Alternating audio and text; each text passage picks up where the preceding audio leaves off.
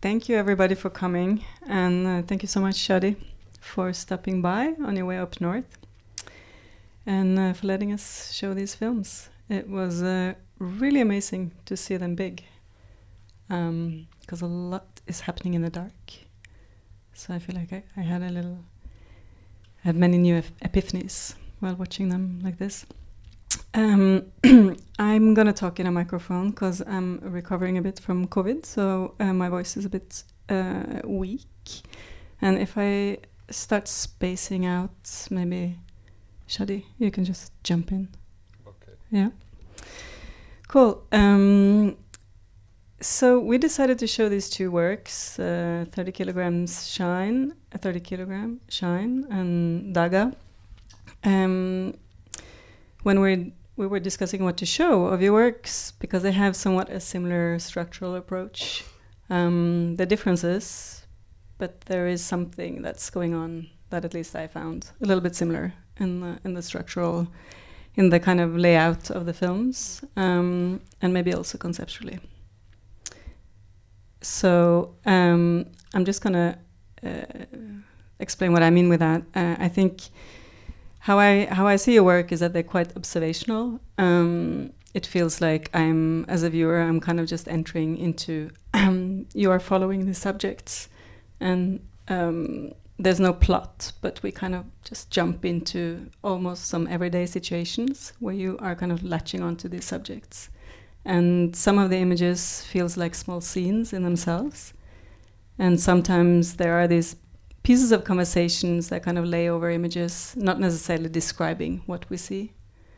And a lot is happening in the dark. Kind of the only light sources I can figure out that you use is actually the lights that are available. And the subjects are partially hidden, and so is the subject matter to a certain degree.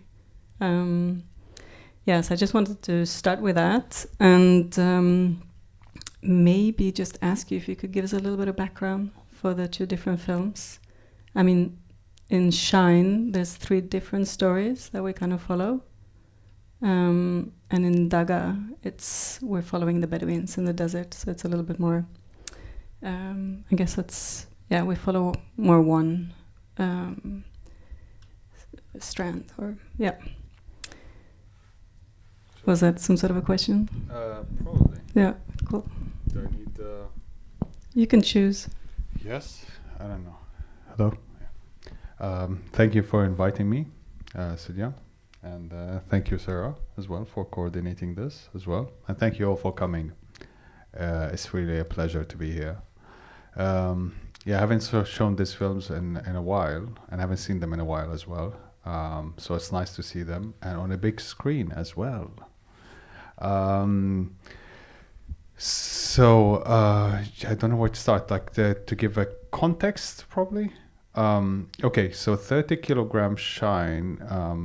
It's composed of 3 stories, and they're all happening in the dark. And as the story explains, it's one about a myth that used to circulate, and that I heard about it many times and through relatives about this ghost that used to roam the old city. So I tried to reconstruct that, and then I was thinking the starting point for that was about movement and how you control space or movement, and I don't want to say legality, but also the legitimacy to own the space. So this kind of pervades throughout most of the scenes and the other film as well. And so the second story in the film is this woman who kind of has a house 80 years later, as is probably clear, more or less, and she tries to retrieve the possessions of her family. So she has this quarrel with these neighbors who kind of took over the other houses around, and they've been cutting the electricity on her, the meter, and she's scared to go out to turn it on because it's a little bit like she has to go out. It's almost like a quarter in the old city, which is composed of several houses. So the meters exist at the entrance of the quarter. So she has to walk a little bit in the dark, and she has to go through all these neighbors, which again are kind of conspiring against her. Because of that, she kind of developed a condition where she's like, she can't sleep at night and she sleeps in the daytime. So all her operations happen at nighttime. And she wanted to retrieve those possessions. So they apparently like closed one of the doors through the garden that leads to that salon, or like the major living room. So she did break a hole through one of the walls that she shares with her bedroom, with one of her second bedrooms, and to open a door and just like to access those things. And the third story, it's about like this cemetery that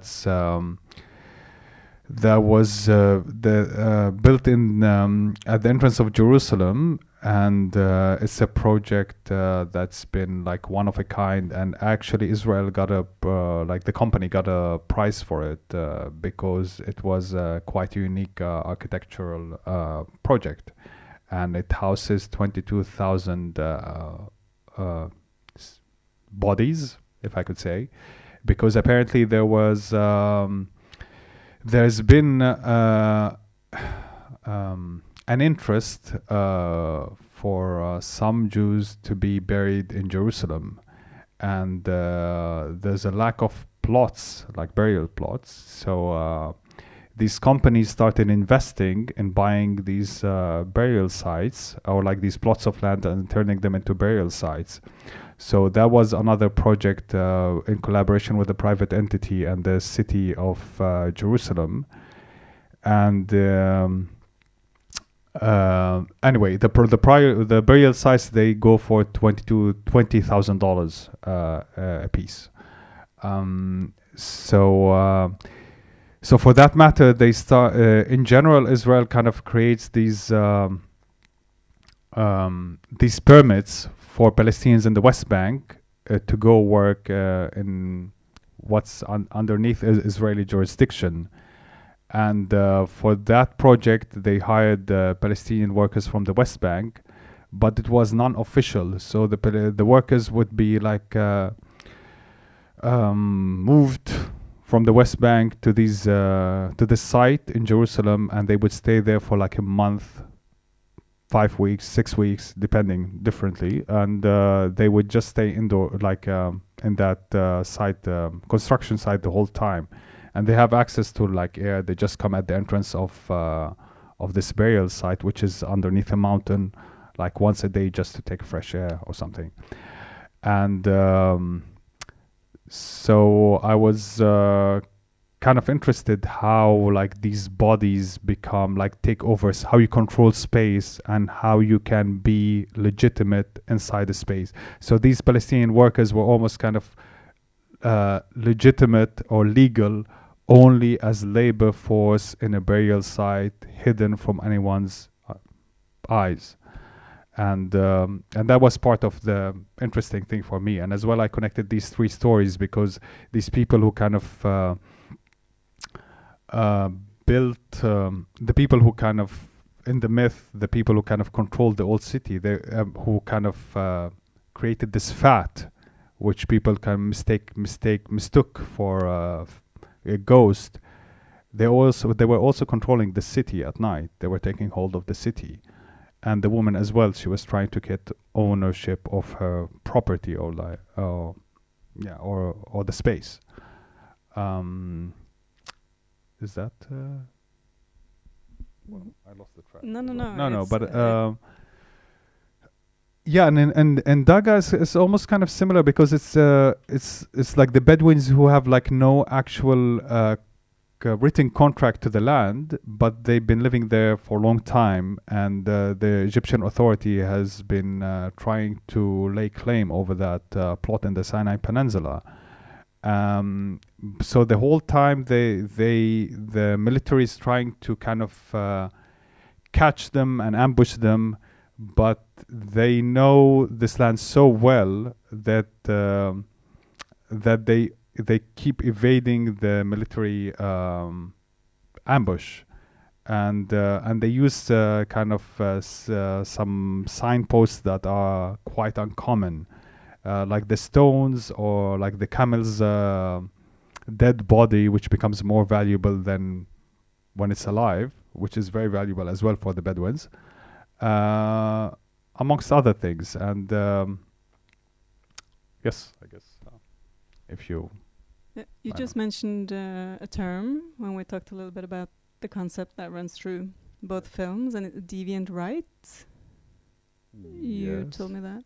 Deviant rights. Okay. Does that I mean, sound familiar? Yeah, it's like what you have as rights which are not recognized in the main system, but they almost like people try to establish them as like alternative ways of having your right to a space or to being in a certain way, and I think it's just like something that exists as well within most of my work in general. Yeah, thank you. You're welcome. That was great. Maybe you can say a little bit about your approach to this subject matter, like and to the actual subjects. Like how do you get access? I mean, how do you get access to this cemetery under construction? The Bedouins who probably don't want people to know where they are, no? Or how do you work? Yeah, so most of the projects involve like multiple visits, and usually it's a refusal by most people. They don't want to be filmed, or they want to keep it private. But with the Bedouins, it was a visit the first time in the in Dag'aa, which is one of the seaside. I don't want to call it even a resort. It's like a little town where tourists go from everywhere, because it's supposed to have like one of the best corals in the world, more or less. But it's really good. It's really nice, and people go there from all over the world. So I went there for the first time. It was 2008 or 7, I think, and then I started talking to some of the Bedouins there who work. Some of them who are on the seaside. They work as cab drivers, amongst other things, and they expressed their discontent with the political situation. So I kind of like started developing some kind of relationship with some of them, and I asked if I could film with them, and if I could be smuggled to other parts of the Sinai Peninsula. So at the time when I wanted to film, it was exactly when like the politics in Egypt were shifting, and it was after the Egyptian revolution, and it was after when Morsi took over, but then he was there was a coup by the Egyptian military, and Sisi took over. So the most of the Bedouins were kind of in line with in their politics. They were in line with Morsi. So when Sisi took power, he wanted to kind of control them and take over, like control every channel of movement there. And so it was very difficult to film there, but I went there again, and I was like staying on the seaside, and I managed to talk one person, and I went the first visit, and he connected me to one person. But the trips were kind of a little bit strange, because somebody would have to, like they would have to book a boat for me, like a little boat on the seaside, and then from the touristic area, and I would take it like in the morning, early in the morning, and they would take me along to another side of the land, and where another like pickup truck would be waiting for me. But this is a connection that I've never met before. So when I meet them, I get in the car, and they would look at me suspiciously, and I look at them the same way, because I wouldn't know who they are, and they wouldn't know if I was like working with the government. So we're both kind of like a little bit hesitant and scared. And then we start driving, and we go through the desert, but we're trying to avoid the military checkpoints and the passages. And as well, I would dress like with the traditional Bedouin outfit. And then slowly you start, I don't know, making relationships along the way. And the trip, you know, just like conversations and I don't know, conversations and like the daily chores of like finding something to eat, or traveling a distance, or anything, or lying in the shade to avoid the heat, would become like something that brings you together, and you start having conversations, and on the next trip you can go even further and further. So that's usually like the basis of most of my projects, where we start having like basic encounters, and then they develop slowly, but usually they take a long time to kind of develop. And how about Shine? How did you get access to the tunnel? And I think it was kind of somehow similar. It's just like insistence on going to the same site, and I tried to go through like legal channels. I tried to find about the site because it was written somewhere in just like one thread, but I couldn't find anything else because it was kind of like a hush construction site. And then I tried to find where it is, and when I found it, the people didn't allow me to go in and film. So I tried to go through legal channels, and I contacted somebody who was in the municipality, the Israeli municipality, who was collaborating on that project, and he completely ignored it. And then I tried to go again, meet one of the, like stand outside, meet one of the workers, talk to them, and then come again, like after a week, and then this person would know someone, and then we would know one of the managers who used to be like the small managers who was Palestinian as well. So this guy gave me, like, he put me inside one of the jeeps, and he told me like, you go inside but nobody can see you, so you go inside and you just come back after half an hour and you film. And that took me just like half an hour inside, and that's it. And how is it? Do you have like how is your contract with them? Do you have to show material afterwards? How do you select the conversations? Are they part of that process, or are you free? I mean, whenever with most projects, there's like there's usually one or two people who are scripted, and they kind of almost like nudge the dynamics of the scene, you know. They kind of like push, like we script it in a way where it can like push the conversation in a certain direction, but we don't know how it's gonna unfold. Wait, a character, or as a character, yeah, character. Like one of the people who is there, like I would pick up, like feel who would be more responsive and easier to work with, and that person or these two people would be the ones who would kind of propel the conversation in a certain direction.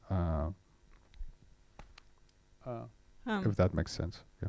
Yeah, no, I think that's really interesting, because that's one of the things that strikes me is that feeling of nothing being scripted, really, when I enter into your work. And then now I've been watching them a couple of times, and slowly you're like, okay, but if he's going to film these two cars in Dag'aa, for example, going into different directions, the camera is put in a place, right? There is like certain accords that are made with the people, with the subjects.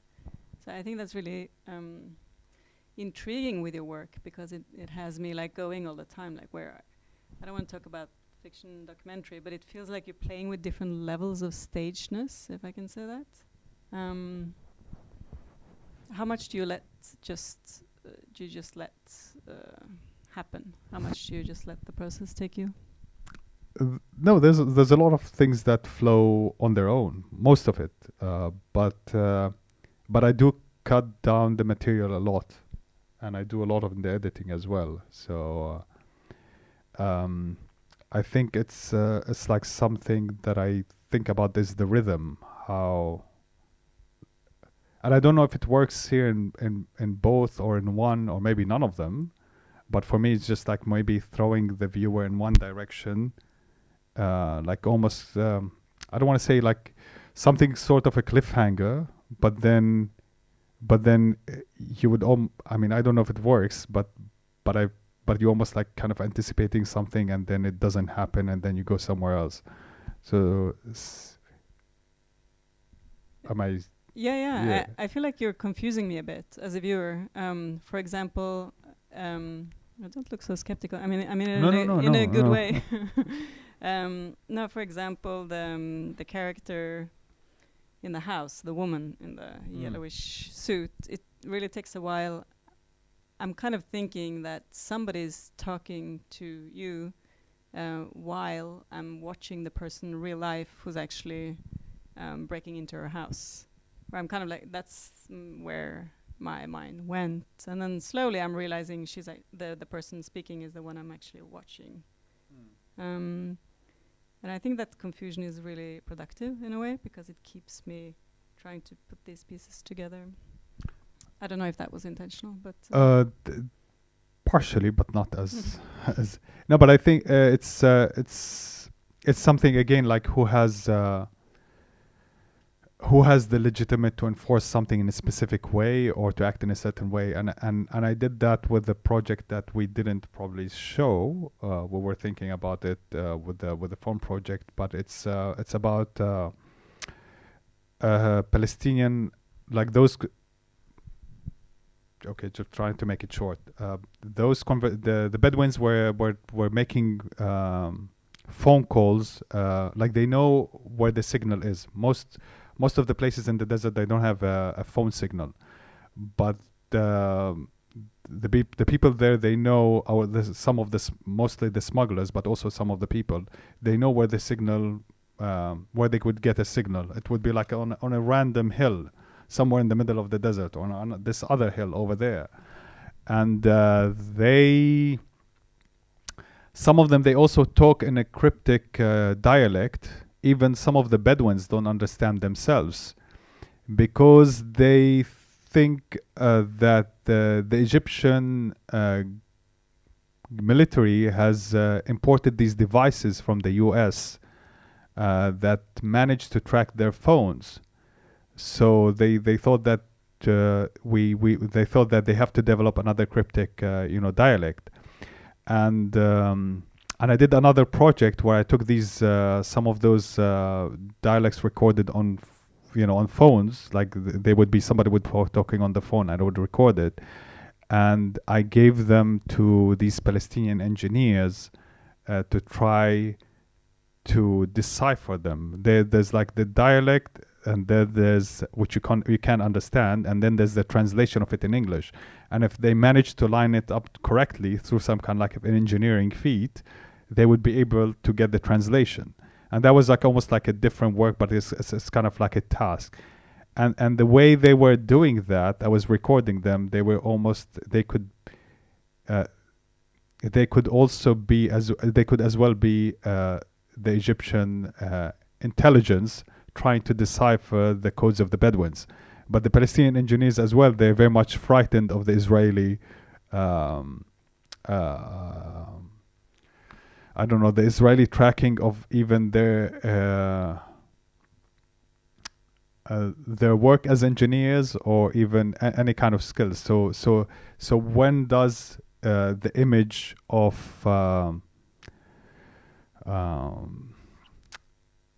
when does the image of the okay, my God, I lost it.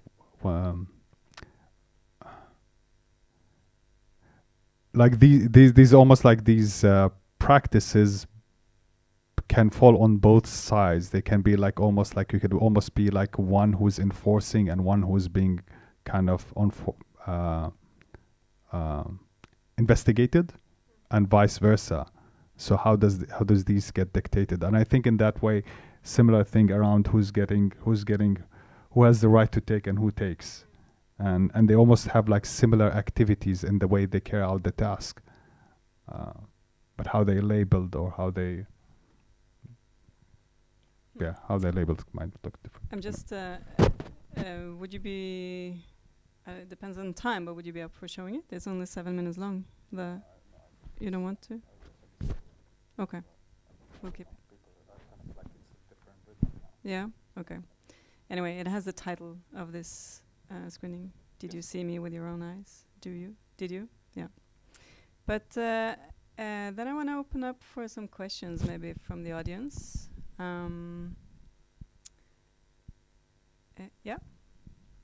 I can just speak up loudly. I have, when I was watching, I mean, one particular theme that came out to me is the ghostliness, and I was thinking of something that James Baldwin says back in 1968. All your buried corpses now begin to speak, and there is something of the corpse, like the ghostliness, that has something to do with this deviant right, you call it,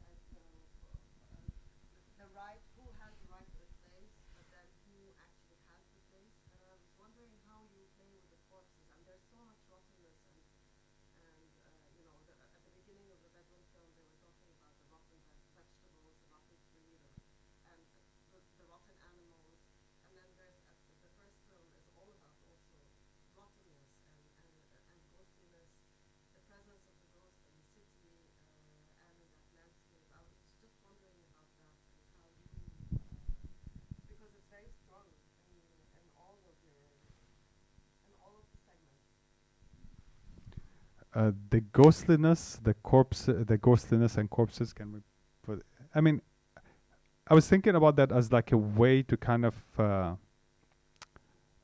maybe as well. It's like the deviant, like there's something which is rotten as well. It's almost like something that that is not wanted, but almost like has a right, and it's almost like offers an alternative way to see things. And almost like or maybe to make things more visible. And with the first film, it's about the corpses, like the corpses. They almost like there's a lot of value again for the body of the dead, and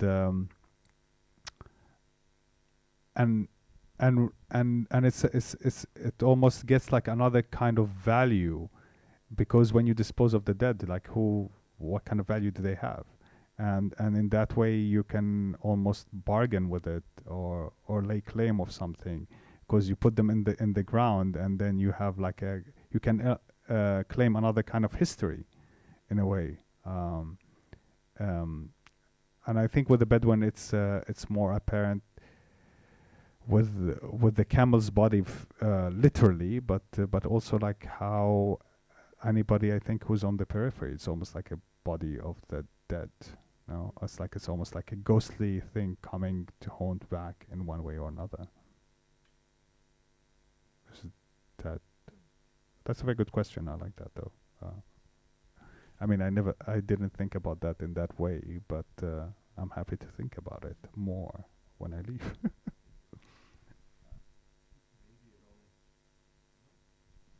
Similar lines. I was just really thinking this is real. Like with both movies, it felt like this is reality. This is the reality of Jerusalem. This is the reality of Sinai. This is so real, but it's not reality delivered through a plot, an event or information, but it's reality delivered through something demonic. But it's not surreal. It's not about psychoanalysis or the subconscious. There is some fat on the street, and that's real. It's not just surreal and we can go to Freud and he tells us what it means. No, but this is just really demonically real. And with the second movie, it felt like, as you said, it's rhythmically real, but it's not Eisenstein either, no? It's not like the rhythm of the stairs, that the soldiers walk down. So it's rhythmically real and demonically real without being Freudian or Eisensteinian, but it's so real. Like, what are you thinking about when you're editing to the rhythm or going to the demons without a textbook that says, you know, this means this means that, and this is the message I'm sinking in. So no Eisenstein, no Freud, but still, like, the demons are there and the rhythm is there, and it's very real. How do you get there when you edit? Yeah, I mean, I don't know. I was just like, again, I'm thinking about editing. Just I start with something where I think it has to be like a little bit catch the viewer. Maybe it's like strategy. Just catch the viewer and then like goes slowly and like go keep a rhythm and then like try. Maybe I'm being too literal, but try like after half through the film, like something quiets down a little bit, but then it picks up again. And I don't know, I feel that somehow it works for me, but and I'm a fan of horror films, I think, in general. I don't watch many, but I do. I think I always kind of felt how much they left an impact on me. I mean, something, I don't know if it matters or not, but I was always, since I was 8, I used to rent these horror films because I used to love the covers, but when I watch them I can't sleep, and I was like traumatized till I was 20. I couldn't sleep in the dark, but I feel like they're very much they're visceral to me, and I try maybe to perpetuate that through things that are quite significant to me, I think, with the stories. And maybe that's not a good ending sentence. Yes. Anyway. Some more questions, Silja? Interesting. Well, in a lot of things, but one particular scene in Dag'aa, where it's at close to the ending, where, well, first of all, this film to me was quite. It's really interesting that you talk about the rhythm, because it's, to me, it's quite first of all very visceral, but also I don't know, ecstatic is not the word. A bit trippy, actually, the way you edit it, which which really drew me into it, and I completely agree. It feels very, very real. But this particular scene, you are. They pick up guns, and there is some shooting, right? But then suddenly they are actually playing a concert, like they are playing on instruments, and this is cross-edited in a way that to me is really quite kind of trippy at the same time as I'm very much there, present somehow. I'm just wondering how you thought around that scene, and I think I viewed it as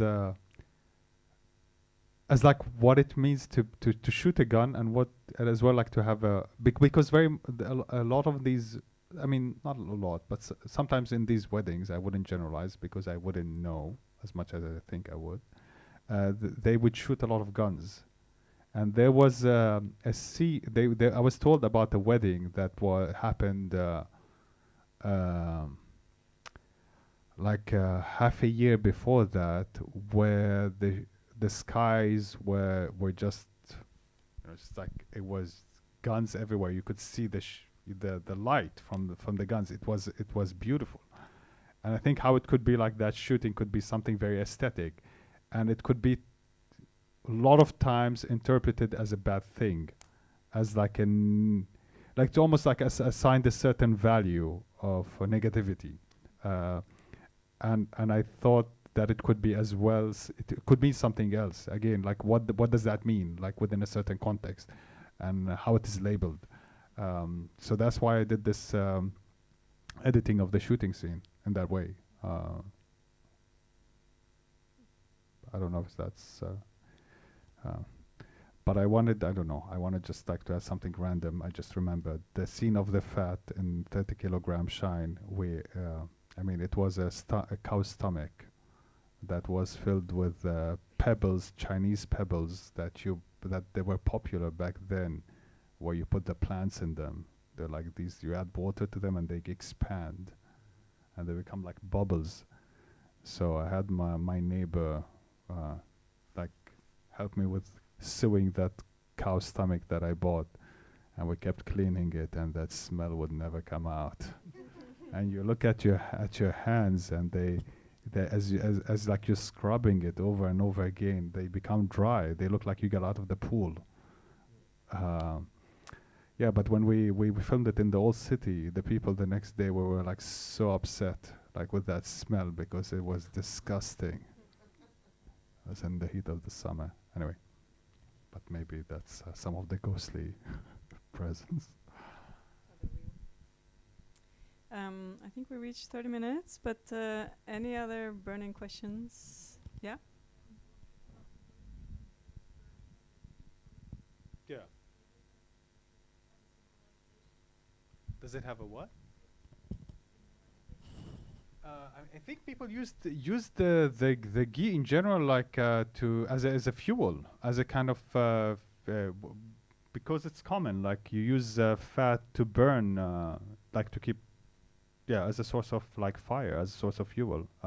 So they use the ghee as well for that purpose. I mean that's nothing more than that. But the smell as well is like quite intense, and I don't know of any spiritual meaning to that. Does anybody know? But I mean, there is this sense of ritual in the film that, in both films, I think, that adds to, I guess, another question also to the film, and the way you ritualize those moments, or the ghosts in the city and the desert. Mm-hmm. Okay. I don't know how to answer to that. I mean, I need to process it. Yeah, I think that's interesting with the ritual, but I just want to say I also feel like you don't take, I think that's what I also mentioned in the introduction, that it feels observational. Like it also feels like you don't take a stand of sorts. For example, also with the guns, that could be like celebratory, or they could be guns. But it's this, I feel like you, there's no judgment involved. And so when you say the ritual, I think more of something that is a bit more scripted almost. But I feel like it's, your hand is kind of removed a bit from actually scripting or ritualizing, for me. Do you want to respond? I don't know actually how to respond to that. I mean, I probably need, You don't have to. Yeah. I was wondering, I think I read in an interview that you, these relationships that you build over quite a long time, it's also important for you to kind of keep them somehow after the project is completed. Could you say something about that? Yes, I mean most of the people I keep relationship with in general, and I try I try to maintain. I mean, it's not just to maintain them, but it becomes like a strong somehow like a strong bond, and yes, I thought. Yeah, I mean, it sounds even like cliche to say it, but try to maintain the relationship or have a bond. But I guess like even in my last project that I filmed, which I will say briefly, I was filming with a pimp and the girls working with him in Miami, and I was like trying to get access for a long time, but I thought in the end, if I wanted to be part of that, I offered them to be their chef. So that almost kind of puts you in like a very I don't know, very kind of dependent as well as other people depend on you dynamic, which is kind of interesting. Like you move a little bit, you shift, and then it affects how the whole thing operates. yes, but as well, you know, it becomes like much more the involvement. I mean, it's the pleasure of the work more than anything. I think more than the filming, more than what you show. It's I mean, the best part about doing the work is like having those relationships, or like how to build them, how to get access, how to move around them, and yeah, I think that's the work. Yeah. Great. And you're going to Liaf. Do you want to share anything about what you're going to do at Liaf? At Liaf, it's a work about the wolves in Norway and Sweden, the wolf politics, and I think they've been. I mean, probably everybody knows about it here, and how it's been kind of polarizing politics in more in Norway and as well in Sweden a little bit. So I was trying, like, because I've been watching some of these debates about like what is the quota, what is the right quota of the wolves that are allowed in Norway and Sweden, and how they should be monitored and moderated, and both. Yeah, and a lot of and a lot of these talks, the people who are kind of advocating for the wolves, they see them as wild animals, and they are upset when people see them in a different way, because they think of them as the representation of wildness, and the people who are kind of against them, they see them as something wild as well, because it's too different from them, so they want to exterminate them. So the work, it's at the moment it's a sound piece. It has some visuals, but it has a bit developed. But the work is kind of like connecting the idea of wolves as natural versus wild, because some of them they've been monitored, so they become like government properties in a way, and they've been some of them are collared, and the bodies, I mean the institutions that are following this, which is, I think it's called Skandalv or something. They also like monitor they watch, they analyze their scat, and they kind of watch their movement. And in a way, I'm trying to bring this idea of like the naturalness or the wildness versus the technical, because they've very much become technical animals, which are not the wolves as we know them. And I'm trying to bring this together through an engineer in Sweden who became allergic to electromagnetic frequencies. If we think this element is real or not, that's not the issue here. But he was at the forefront of him and his team of creating the infrastructure for mobile telephony in Scandinavia, and they became allergic to this condition.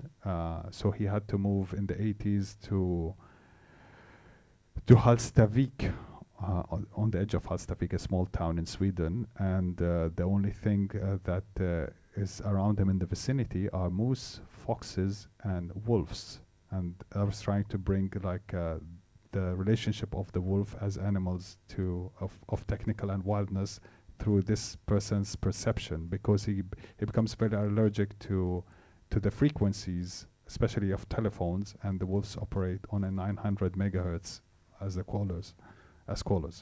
So yes, it's talking about them, the man as projecting as the beginning of human extinction in one way or another, and the wolves at the end of it, and both of them sharing that space at the edge of extinction, probably. Yeah. Wow. If that makes sense. I hope some of you get the chance to hear this. I will, which I'm excited about. And we have to wrap up.